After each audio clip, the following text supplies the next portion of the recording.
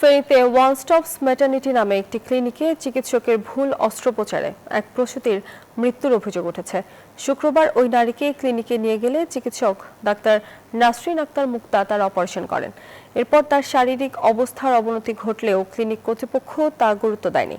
পরে স্বজনদের চাপে তাকে ফেনীর একটি বেসরকারি হাসপাতালে নেওয়া হলে সেখানকার চিকিৎসক দ্রুত চট্টগ্রামে নেওয়ার পরামর্শ দিলে হাসপাতালে নেওয়ার পথেই তার মৃত্যু হয়। অপারেশনের সময় তার জরায়ু বা কিডনি ক্ষতিগ্রস্ত হয়েছে, যার ফলে অতিরিক্ত রক্তক্ষরণে মৃত্যু হয়েছে বলে অভিযোগ করেন নিহতের স্বজন। এই ঘটনায় ক্লিনিকে সিলগালা করা হয়। কারণে ব্লাড ভাঙা শুরু হয়েছে, কিডনি হেট হয়ে গেছে, কিডনি দুর্বল হয়ে গেছে।